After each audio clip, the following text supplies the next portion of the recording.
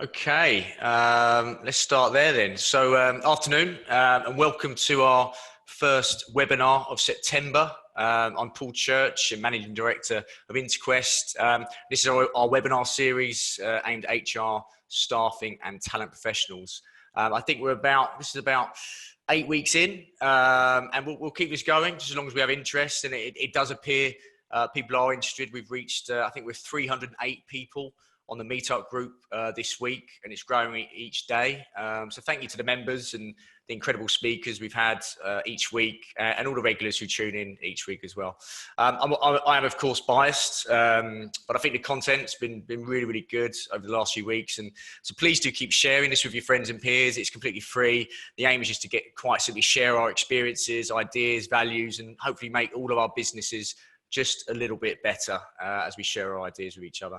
I'm personally learning a lot. I've learned a lot in the last month. I enjoy doing these. I'm not going to be giving up my day job as a recruiter anytime soon, but I'll certainly keep these going and running them as long as we can.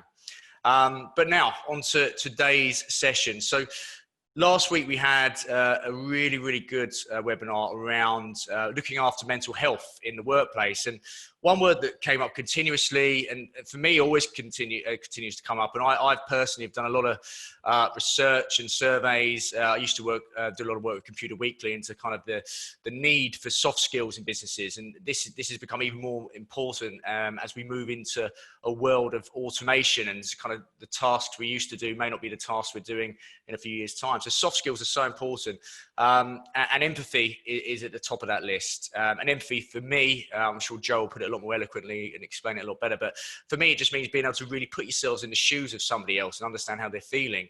Last week in the mental health webinar we talked a bit about the difference between sympathy and empathy, and they're very, very different things. And our guest, as I said, today is Joe Morgan, the Managing Director of Experience Haus. We've got a presentation. It's going to be interactive, so it's going to be different to some of the other webinars we've done. So Experience Haus, a leading training firm specialising in unlocking the latest innovative powering workforces. Prior to running Haus, Joe was a head of strategy, UX and service design with over 18 years experience. He had 8 years running his own music publishing business and 10 working across a number of large agency networks and smaller independent boutique shops. His knowledge and expertise span the entire gamut of marketing disciplines, from brand advertising, content and CRM to media, social design and digital transformation. And this, coupled with his wide-ranging sector expertise, including fashion, retail, FMCG, automotive, hospitality, luxury and many more, makes him a much sought-after consultant to some of the world's most successful and ambitious firms. Joe, firstly, welcome to today. Thanks for spending an hour with us. Is there anything I've missed out there about kind of your background? I don't think so. If anything, quite the opposite. You probably gave me too much of an introduction, but very, very generous, and thank you very much, Paul. I topped you up. That's what I do. I topped you up. Yeah. The only way is down from here. But thanks very much for that. I appreciate it. No problems. Well, look, there's plenty of elements to your business experience, Haus, but of course we're talking about empathy mapping today and empathy as a whole. So I suppose just before we kind of throw over to you, and you have got a presentation you'll be sharing with our audience today. Do you want to kind of just break down, I suppose, what empathy is to you? And it may sound kind of, obvious, but just for the benefit of everyone here, what empathy means to you, and I suppose why is it so important today in the workforce now more than ever? Right. Yeah. It's a great question. So we do have a slide on this throughout the presentation where we will talk about what is the difference between some of these terms. I appreciate that you spoke about the difference between sympathy and empathy specifically last week, but there's a couple of other terms as well that often get muddled into that kind of mix, which is pity and compassion. So we're really going to break apart those terms, and we'll also talk about why, from a design perspective, we focus on the term empathy, because there's almost a kind of staged approach, as we'll talk about in a second, from pity to sympathy, sympathy to empathy. But above empathy actually is compassion when you look at the definitions. But there's some very good reasons why we kind of stop short of going into compassion from a design perspective. But in short, I think you're absolutely right. Empathy is the ability to see the world through someone else's eyes. truly understand their experience. You hear this term quite a lot, as if, quote unquote. And so, yeah, I think you kind of got it very much right there. In terms of why it's important, I mean, you know, the landscape of 2020 kind of needs no introduction. I'm sure you've spoken about it a lot, but you know, we've seen a very, very volatile business environment over the last, you know, let's say 9 months, and frankly, none of us know what is coming down the pipe. I think sometimes, arguably, we have the illusion of knowledge, where we think we know and we're fairly certain about what's going to come down the pipe. And maybe that's what makes us so vulnerable to disruption and uncertainty when it does come along, because it feels like a surprise and not as predictable as we thought. But I genuinely think sitting here, there is no sage that could predict what the rest of the year will hold for us, whether there will be a second wave, whether there won't be, or kind of what the business context or organizational context is going to be as we move into 2021, and what that means for employment and talent and people. So I think now more than ever, when you are designing employee experiences, which is kind of what we're going to talk about today, we're going to talk about empathy as a cornerstone, and we're going to do an activity, and I'm going to introduce a tool that hopefully will help you in your planning. But we're going to talk about reimagining and designing the employee experience, and what we'll touch on really is how you can use empathy to consider the entire end-to-end experience. That's kind of my key message of today, because at the moment we tend to be dealing in tactics and organizational tactics, and we'll kind of touch on that a bit. So I think it's absolutely fundamental for people that work with people and rely on people as a huge driver of value for their organization, to understand better those people's lives and their experiences. I mean, how can you create a better workforce if you don't understand the people that are actually comprising that workforce? So it's probably a long-winded answer to a very, very simple question.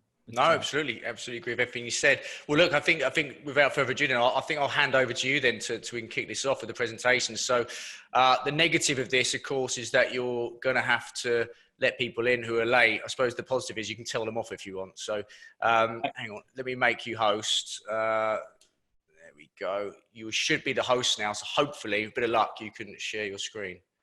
Perfect. Okay, so I will. Can everyone see my screen, or can they see the kind of notes? What can you see there? I can see the slide, and then you've got the next slide there as well. Okay, so I'll change. Yeah. How about that? Yeah, there you go. Perfect. Okay, so what we're going to talk today is about reimagining the employee experience. We're definitely going to double down on empathy as a core topic, and as a major driver and a principle behind a lot of the kind of tools and methods that we use as design practitioners. I appreciate a lot of people on the call may not necessarily consider themselves designers, but one of the powerful things about design thinking, which is what we will speak about, is that whilst design in and of itself is a kind of, it's a requisite skill set that can take years to master, actually thinking like a designer is much, much more achievable. And if you can start to think about some of the things that we're going to speak about, it might just give you a couple of different ways of approaching your job as you see it. And hopefully that's what you'll get out today. So, hi, my name's Joe Morgan. I think already had a huge introduction. Thanks for that, Paul. I'm an ex-head of strategy and experience design. I've kind of been doing this for about 15 to 18 years. And I started off actually in advertising agencies on grad schemes, built my way up and worked my way up into some fairly senior roles in Adland, and then got into digital transformation as technology clearly became more and more pervasive, and then moved into a kind of design firm. And by design, I don't mean visual design or the colouring in department or anything like that. I mean design at a strategic level. And we'll kind of talk about that a little bit more. I've had the great benefit, been very, very fortunate to work with some fantastic organisations across a whole variety of different industries on my way as well. As Paul said, our entire proposition as Experience Haus is all about helping organisations become more innovative. We are a design, strategy, creative and innovation training firm. And the whole idea is we believe that everyone can be creative, everyone can be innovative, and often we assign the role of innovation to a particular department within our organisation, which sends a message to everyone, which is you're not innovative, your ideas are worthless. And actually, ideas can come from anywhere, and I'm sure you've heard that cliche before. But they really can. And whilst you might have people that are experts in bringing ideas to life, it's important that you engage your entire workforce in the future performance and growth of the firm and how they might contribute to it. So that's kind of where we sit, coming in and helping entire workforces become more innovative, not just one or two departments that are assigned that kind of role and responsibility. We've got a whole range of different products from, we can come and do individual groups, accelerators and incubators. We do quite a lot for different firms. So we'll come in and that firm will sponsor ideas to go from kind of startup to kind of a fleshed out prototype within the actual organizational structure. So we can help those kind of get off the ground events, bespoke projects. We even do a bit of practitioning as well around how to design the employee experience and help firms be more innovative. And we've got some you know, fairly prestigious clients who kind of trust us with this stuff. So hopefully that makes you feel a little bit more confident in kind of who you're spending your time with. So let's circle back to kind of the employee experience and why we even need to reimagine it to begin with. Why is it broken? And if you actually start to look at some of the stats around employee engagement globally and across the UK, it's absolutely critical that we talk about this. There was a report from a few years ago that was commissioned by the government because this had become such a huge issue. The UK economy was losing so much money just because organisations were failing to engage their employees properly. And I can circulate the findings of that report afterwards. But ultimately, some of the findings of that report and a few others, 85% of employees are not engaged in the workplace. In the UK, 21% are actively kind of disengaged, they're detractors, which is over 3 times the amount of advocates that you actually have in your firm. We're less productive than the Germans, which is costing us about 130 billion annually as an economy. 81% of considering leaving their jobs. But the upside is if you manage to engage your workforce, what's the kind of business case for it? You tend to be 18% more productive and 12% more profitable. That's a UK stat from that report that I mentioned. And if you manage to foster a good company culture, then your revenue goes to 4x or can achieve four times a multiple. So these are really like impactful stats. These are not small numbers. It's massively important that we start to look at the employee experience. And this doesn't even mention kind of, you know, the cost to businesses in terms of churn and having to go out and re-engage and recruit more people, okay? There's also another point here, and this is kind of the segue into design thinking really, which is when we start to talk about the employee experience, it's really tempting to talk about all these big numbers, like how much money we're losing. But really that's an organizational point, right? That's something that in the boardroom is going to shock people and is going to make them act. But from a design perspective, really we want to focus on the human cost. Like, what is the impact of this lack of attention on the people that actually work in organizations, on their day-to-day lives, on your lives and the people that work across your organizations? What is their lived experience and how might we improve it? And so there's a huge human cost to not looking at this. 15% of employees are experiencing mental health challenges within the workplace. Women are nearly twice as likely to have mental health challenges in the workplace, or mental health problems in the workplace, as full-time employed men. So that says we're not supporting, certain parts of our workforce enough, probably. And then when you start to look at kind of the net effect of that from an organizational perspective, again, 13% of sickness days could potentially be avoided because of mental health conditions. So what we can see is not just a huge economic cost, but a huge human cost. 15% of your workforce arguably are having these challenges and are not as productive as they could be, and not as happy as they could be as well. And how are you designing for them? So there's a really interesting quote from Kathy Brown, who's very, very well known, and she was part of the team that wrote that report, which is called Engage for Success. And I think this is so telling about some of the kind of endemic issues within people management and talent management across organizations. Okay, so we default to tactical initiatives. Okay, we introduce things like flexible working, remote working, compressed hours, because we kind of have some data that suggests that work-life balance is a strong driver of engagement. But what she says is, look, you're dealing in tactics, you're dealing in very small fry, you're dealing in small little initiatives, that if there's no overarching strategy to it, if there's no like real thought process behind it, then really you're just kind of scattergunning. You're just throwing benefits out and throwing different options out at people.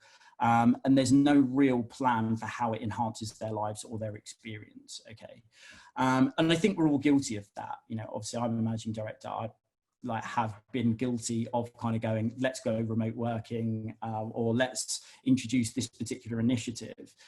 But really often there's kind of a cultural or social kind of pressure to do so. Your staff are saying, look, we want to do this or we want to do that. But you're not sitting there and thinking about the big picture and kind of why you're doing that and how it slots into other parts of the strategy that you're trying to put together. And I think this last part is really, really interesting. The real reason true engagement with your employees is a hard concept to crack is because it's really about people and their emotions. It's about how companies make them feel. And I'm not sure, honestly, how often we sit down as people managers and genuinely think about the emotions and feelings of our workforce as they kind of traverse the entire tenure of their experience with us. I don't think that happens a lot. I'm not saying that people don't think about how their workforce feel, and I'm sure there are instances where parts of the workforce are having issues. Okay, perhaps it's brought to your attention that someone in your organization is dealing with a particular personal issue or whatnot. And you go and you kind of fight that fire and you deal with that person and you support them. But really, you're not thinking about how their entire experience of working with you over a number of years kind of plays out from the moment they're recruited all the way through to perhaps them leaving the organization.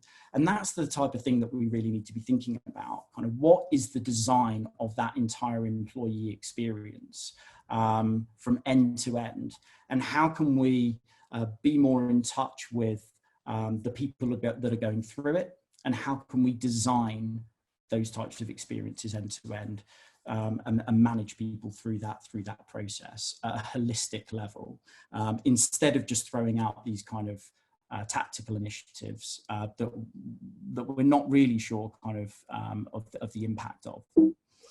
So what we're talking about here is a real shift in terms of perspective. We're talking about moving from an organization perspective on how to manage people. So essentially looking at what the organization needs to do. We need to enter this particular market. We've got these particular business objectives. How do we organize our staff and motivate them, in order to achieve those goals? To suddenly flipping it and kind of being like, actually, let's put to one side for a second what the business objectives are here, and let's put people at the center of this thing, because we're designing an experience for people. And so let's put our employees at the heart, and also our customers as well, but our employees at the heart of this, and think about how can we genuinely improve their lives. And then once we've improved their lives and we're creating more value, how can we then create kind of a better business off the back of that? So it's a complete flip in terms of how we currently think about people management, which is to support a business objective, right? And I'm not saying that isn't a worthwhile cause. Of course, that is something that we need to think about. But for a second, shifting that perspective and flipping it and saying, well, if we're only ever organizing people around a business objective, then we're only ever going to come at this with our functional, rational mind on, okay? If we think about people first and we just go, do you know what, for a second, as a thought experiment, what if we were to design the perfect environment, the perfect experience for the people that work here? What if we were to achieve that? And how would that impact the business? And would it actually help us to grow the business and create an environment where that business fosters a much better culture and therefore a much better performance off the back of it? So it's kind of just more a provocation from my part. And at the core of this is empathy, as Paul mentioned.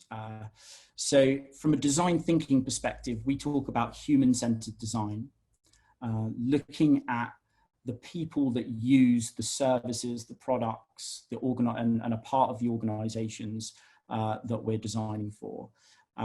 Putting them first and saying, if we design for them, everything else will follow. And we tend to look at kind of 5 key pillars. We look at empathy, we look at problem definition, ideation and coming up with ideas, the concept of prototyping and making sure that actually you don't launch and roll out initiatives that potentially sometimes are very costly without really evidencing that they're effective, and testing being kind of the cousin to prototyping. Now today we're going to really talk about empathy, because I know that you guys have spoken about it a little bit, but I wanted to just deep dive into kind of empathy a little bit more. So we spoke about kind of what empathy is a tad, but let's kind of see whether we can establish an even clearer definition. There's this really nice chart from the Nielsen-Norman group, which if you're in UX recruitment, you'll know Nielsen-Norman pretty well. Or if you're working at a user experience agency or consultancy, something like that, you may have come across it before. And they've got this really nice mental model of empathy, which I quite like. So in the bottom left-hand corner, you've got pity, which doesn't really require that much effort, and it doesn't really require that much understanding and engagement. It's the kind of lowest form of involvement, really. And that is, I feel sorry for you. Okay, so pity is kind of, you're watching the news, you see that something has happened to someone that you don't know, you think, I really feel sorry for them. That's, that sounds awful. Sympathy is, I feel for you. Okay, so the analogy here might be, you've got a friend or an acquaintance, maybe a work colleague. They come over and they say, this awful thing has happened to me, and you kind of care about the person, but you kind of don't really see the world from their perspective. You're just sitting there saying, I can see that you're really upset by this, and because I care about you, the fact that you're upset upsets me. Okay, so there's still a bit of a disconnection. Empathy, to Paul's point, I think you absolutely landed it, Paul, is where you really feel with someone. You take the time to understand their lives, not just in a moment. It's not sitting down with someone and then telling you something that's happened to them and you going, yeah, I totally understand how that feels. It's about understanding people enough that actually you really understand all the implications of particular events that are happening in their lives and how they go about their day-to-day lives, the big challenges, the big motivations, the big goals, the big fears that they have as they make their way through life, which is very, very different from just saying, yeah, that doesn't sound so great. Let me see whether I can help you. So empathy, I think, is a massive shift. It's crossing the divide from looking on to looking within. But we always get this question now whenever we present this chart, which is, well, why would you not talk about compassion? Compassion is the next step up. Why would you not talk about compassion? Why would we not want to be compassionate? Compassion means you're so empathic, you feel so much, you feel so with someone that you are compelled to actually act. Okay, and you're compelled to actually do something about it. Now, of course, we want to be compelled to act to some degree. As designers, we want, or as people managers or as talent professionals, you want to be able to empathize with people, understand their journey, design for their journey, but also be compelled to do so because you care so much. But the challenge here is you need to remain objective. Okay, there will always be a need for a designer to step back and make value judgments about where to invest time, money, etc., etc. And sometimes that means not pursuing certain opportunities. Whereas if you've gone into full compassion mode, you're so compelled to act, you can't retain that element of objectivity. Okay, so from a design perspective, when we talk about empathy, and the reason empathy gets so much airtime in terms of human-centeredness and human-centered design, it's because it's that kind of perfect sweet spot where we feel with someone, we understand their experience well enough that we can really design for them properly, but we haven't lost our objectivity yet, and we can still kind of take a step back and manage the constraints of the situation and not dive in. And I kind of put this in because it happens a lot in the organizations that I've worked in, which is you get some really, really empathic people working within people management and talent and human resources.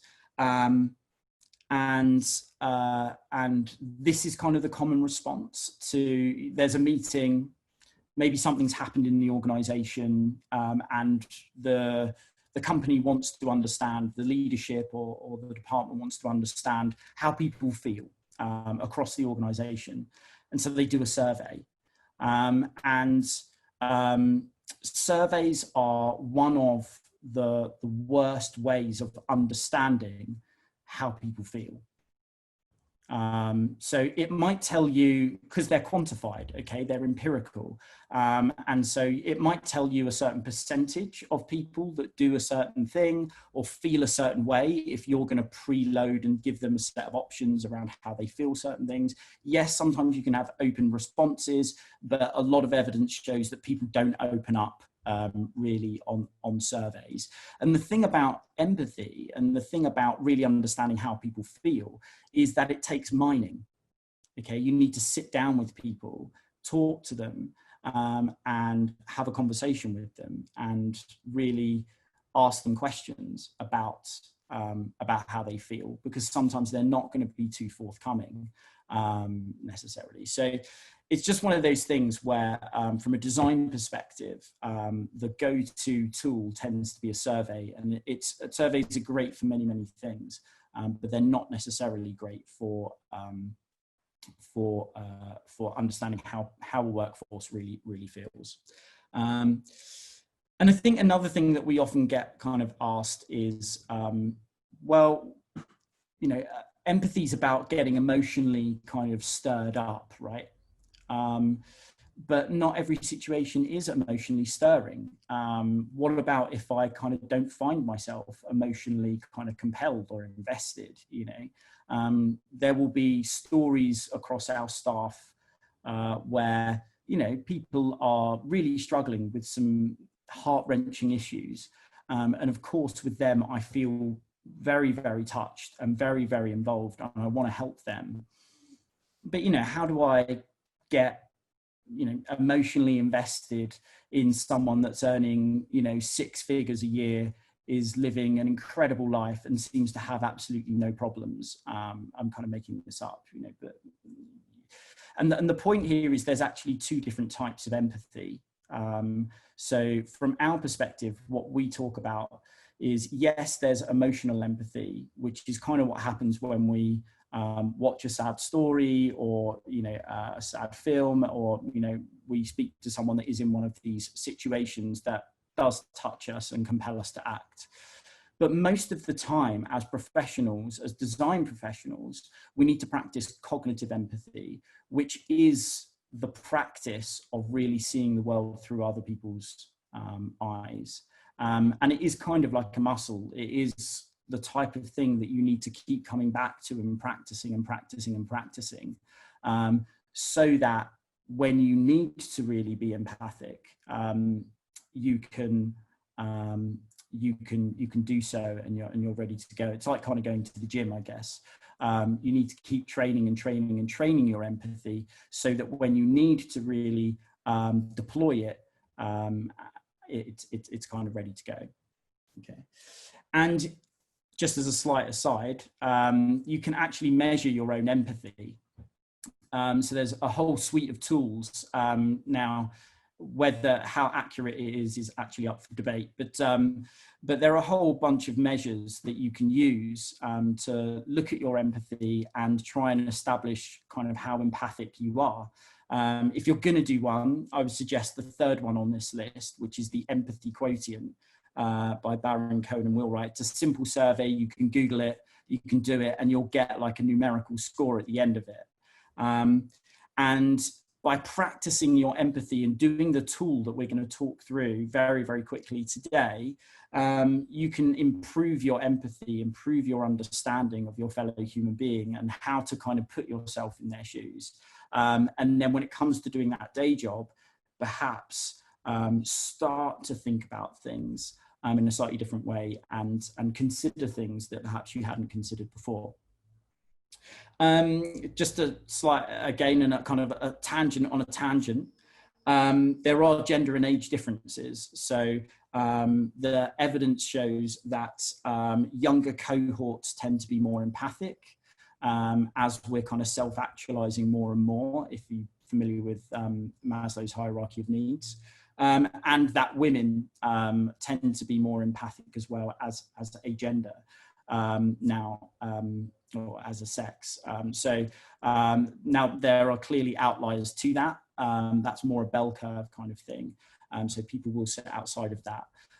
But that is kind of what the evidence shows at the moment in terms of empathic measurement. Now, what we're going to do today, to the point of practicing our empathy, is we're going to talk through a really simple tool that we use in the design community called an empathy map. It's super, super simple to use, very, very hard to actually perfect and master. Okay. And so the way it works is you typically would look at your organization, you would create a set of personas, I'm sure people are familiar with personas to some degree, but a set of archetypal people that tend to work in your organization. You might have 5 or 6.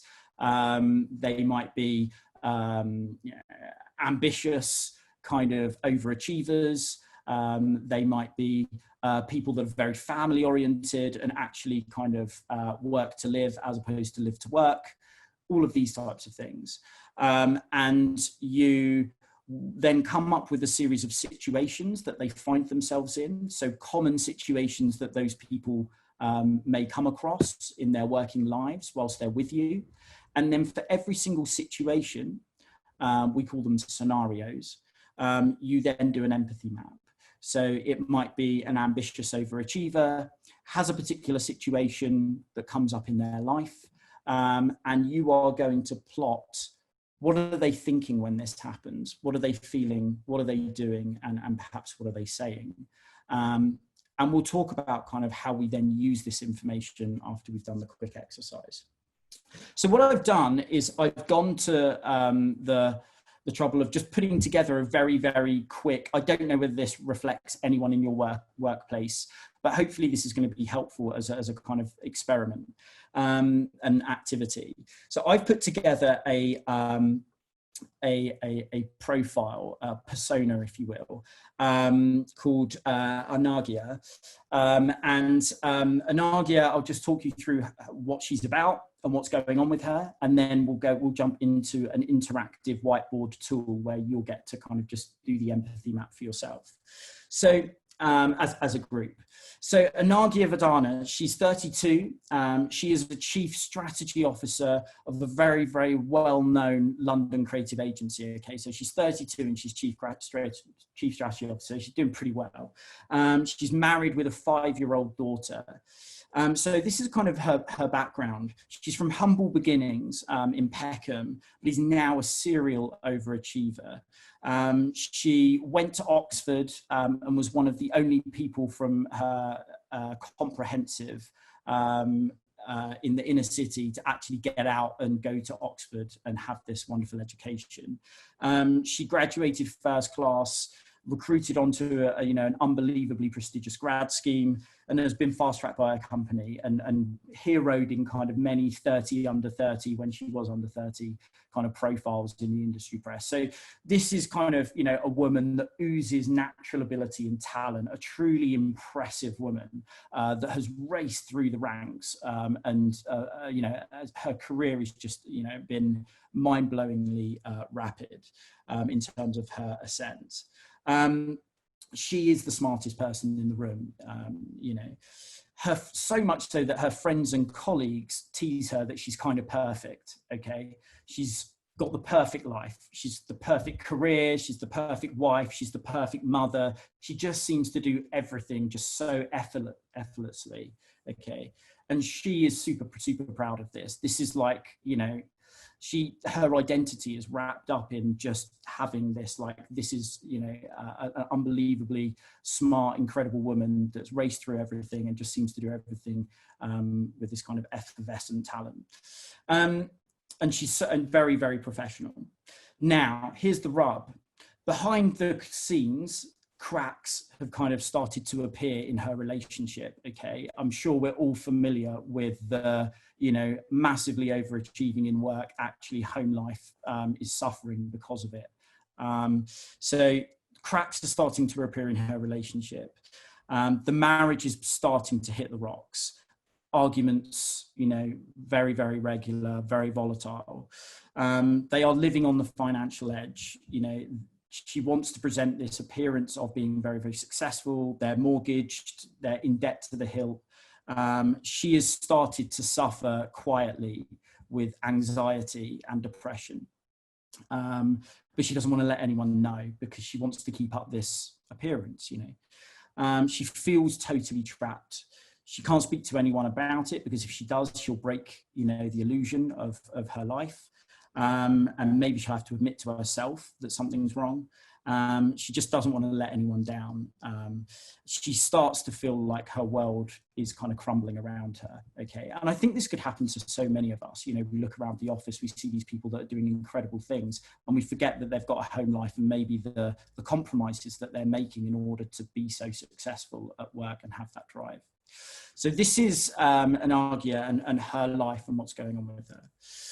And so the empathy map that we're gonna talk about is we're gonna zero in on a situation, again, which I think is fairly common, where Anagia, as Chief Strategy Officer, is working on a pitch that needs to be delivered on Monday.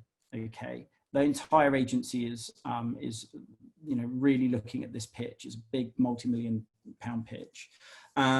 However, she's working over the weekend. It's been the upteenth weekend in a row where she's been working, and she's kind of out of excuses with her husband, and her husband says, look, you're always putting the family second. We've had this conversation so many times, you're constantly putting the family second, and I've had enough of it. And if you don't put that presentation down now, I'm kind of out, like we cannot continue like this. So they've hit a real point in the relationship. And so that's where we're going to pick up, like, what is Anagia thinking? What's she feeling? What's she doing as this event kind of transpires on this weekend? She's got this huge deadline to hit. Everyone's counting on her, but her home life is pulling her in another direction.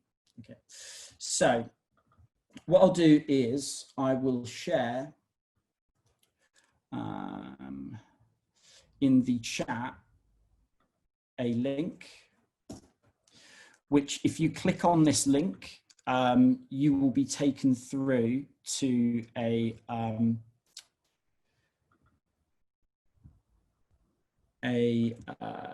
whiteboard, kind of like this, where we've got an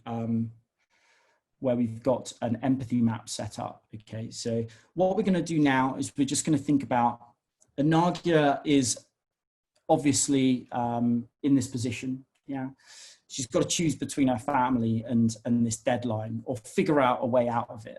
Okay, now by double clicking you can create a post-it note, and you can just then write into that post-it note. If you're on Safaris, I think as a browser sometimes it can be a bit buggy. So what do we think Anagia is probably thinking as this ultimatum is delivered?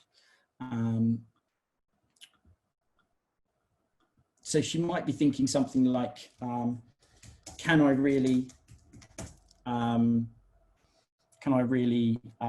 put the work down? She might be thinking, who else could I pass this off to? Who else could do it? She's probably thinking, I can't let the rest of my colleagues down. But on the other hand, she's probably thinking, I can't just let my family kind of walk out. There's probably a point here around, like, am I really going to be the type of person that watches my family walk out and chooses something like a job over them, Yeah, I can't seem to find a balance. That's a great one. There's a lot riding on this pitch, absolutely. And the thing like that's just such a common thing. I've worked in ad land and I've been, a strategist, senior strategist in a lot of these positions, and you go from pitch to pitch and every single one is important. And my partner has said to me numerous times, last time you said this was going to be the last time, and then another one happens and you're in it again. And you're in it again, and you're in it again, because they're always going to be really, really important. The organization is always going to rely on you because you're in a senior position. I want to spend time with my family, yeah, trying to juggle both, won't miss work, deadline at 11th hour. What are people going to say? That's another thing. Like, what are people going to say and think at work if I call them up and say, by the way, because people say it, right? People say, oh, you know, if this is too much, of course you can call us and we'll find someone else to do it. But if you're a chief strategy officer, you call up on a Sunday or a Saturday, say, by the way, I'm going to have to abandon a pitch because something's going on in my life.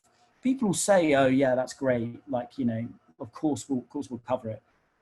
But you know, probably deep down, they're going to be thinking perhaps something different. Yeah, let me just finish this one and we will work out what and how we need to change. Yeah, which might be an illusion, right? Then they kind of go, oh no. And how often does that happen where you kind of placate the situation and you say, let me just get through this weekend and we'll sort it out.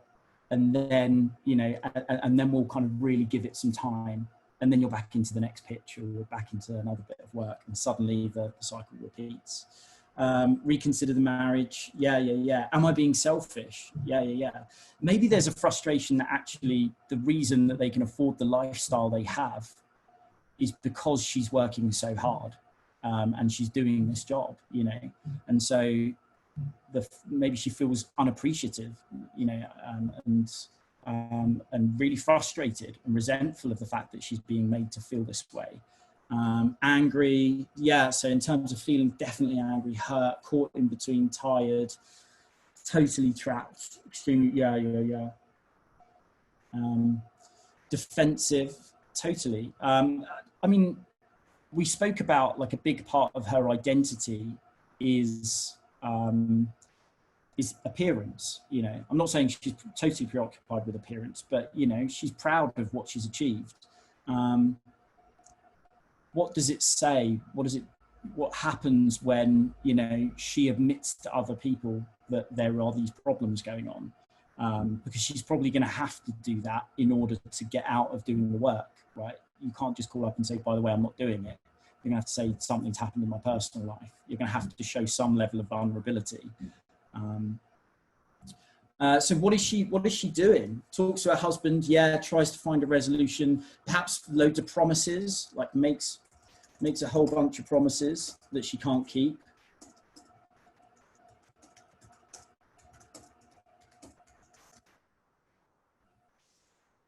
And so the idea here is that by doing the empathy map, we practice our own empathy and we start to think about the situations that our employees may find themselves in that we perhaps don't even really think about because we think about their work lives, right? We think about what they do at work and can we have a nice picnic in the park to help everyone, you know, foster a better culture. But we don't think about what's going on in their lives outside of work and how that might affect things and how, as people managers, we might be able to support them better.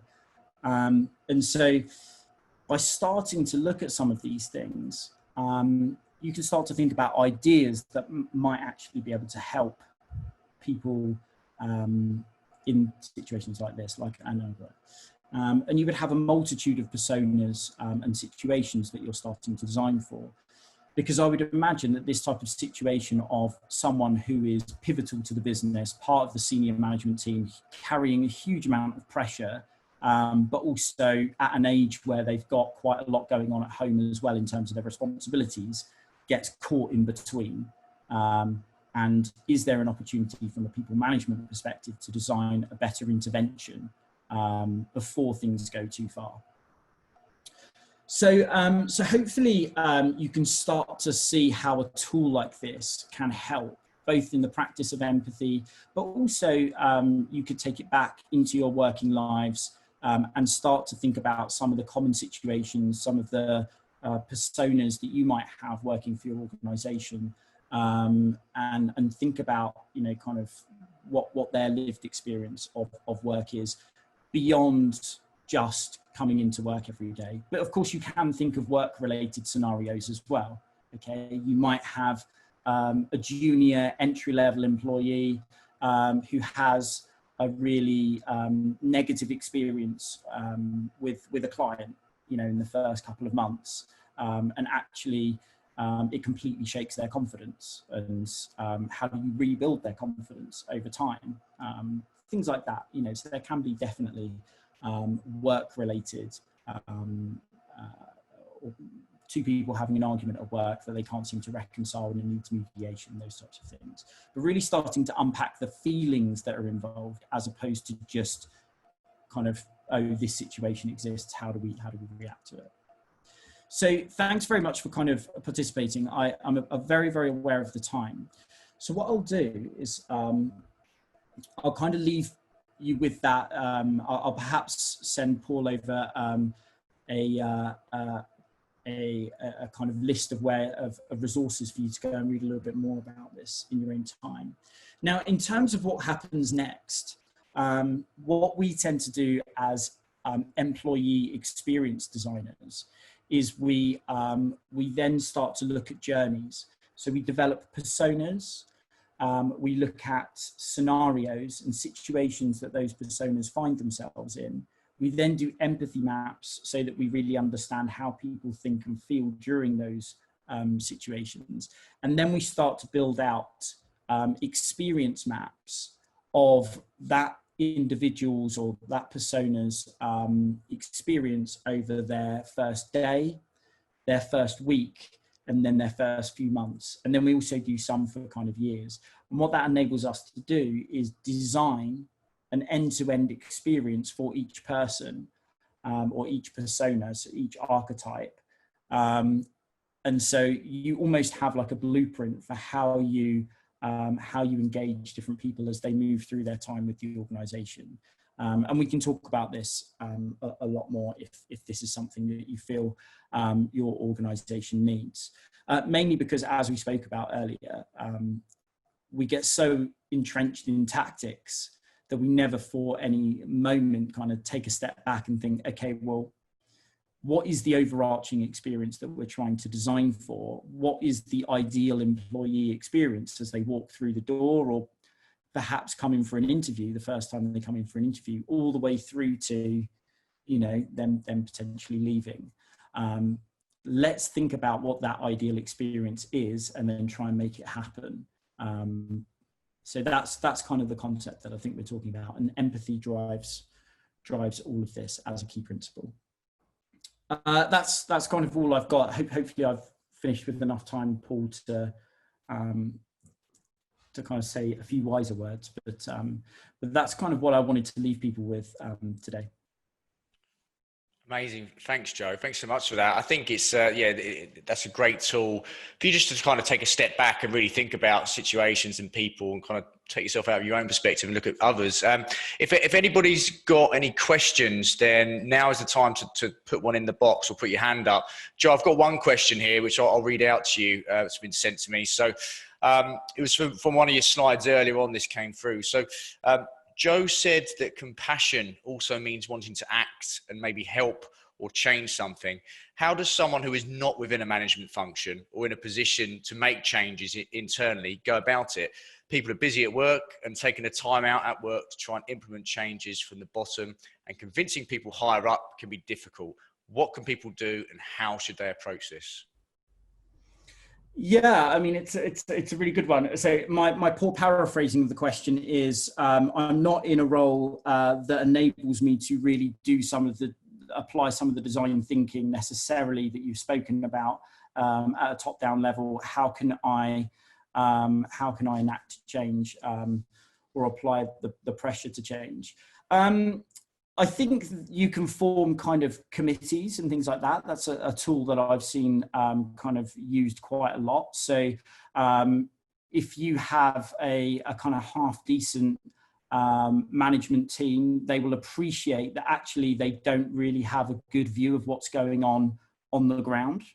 And so if you wanted to get together with a group of other people that are of a similar position, and say, look, we'd really like to form kind of a committee so that we can then feed into you and really give you an understanding of how, you know, the whole workforce is feeling at our particular level.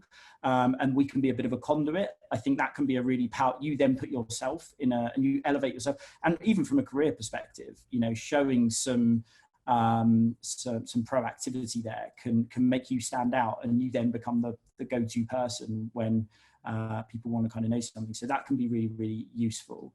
I also think just looking for mentors as well across the organization can just be a really good tool, because every organization is going to be very, very different. And so giving you kind of, blanket advice that says this is the way that you can do this is probably going to fall flat, because you'll say, well, here's 5 reasons why that wouldn't work in my organization. But if you feel passionate about improving the employee experience and trying to escalate this conversation and say, look, I don't think we're being as empathic as we possibly could, even just popularizing and being a real advocate for these types of tools in your organization can be a really big help. And then finding a mentor to kind of, try and champion you as an individual. But I think the committee approach, I've seen that work quite a lot across different organizations. Nice one. Thanks, Joe. Thanks for the question, Hiran. And then I've got another one that's come through. It's come through to everyone, but I'll read it out from Helen Clark. So, hi, Joe and Paul. Thanks for a great session. What are the biggest challenges you face empathy mapping with hiring managers of larger organizations, and how do you manage those? Okay, so I think what you're saying is, how can I do empathy mapping with hiring managers in large organizations? Is that kind of broadly? So there's 2 points here. One, I probably wouldn't do empathy mapping with with a very, very large team. The whole idea of empathy mapping is, if you're in a position where you can affect change, which is why I think the question before was such a good one. But if you are in a position where you are starting to think about how you might design the employee experience, the empathy map can be a really powerful tool in starting to get you to think in slightly different ways. And then you can start to think about kind of what you might do in order to, offset some of the challenges that you can see from that map. That said, so it's not something that you should get everyone involved in terms of trying to implement change. However, what I would say is it can be a really good workshop exercise if you just want to promote empathy within kind of the culture. So whilst you might have a workshop with hiring managers in your large organization, you're not sitting there saying, we're going to go and use all of the outputs of this to redesign the employee experience. But what you are saying is, look, a critical part of our role is empathy. And so we're going to have a part of today where we're going to just try and understand and practice this kind of process and this tool, just so that we can have a bit of a more open conversation about some of these issues and what we might do. But I would keep the 2 things separate. One is more about training your staff and just kind of gearing them up for developing them as professionals and empaths. And then the other one is, how do we actually design the employee experience at a kind of management level?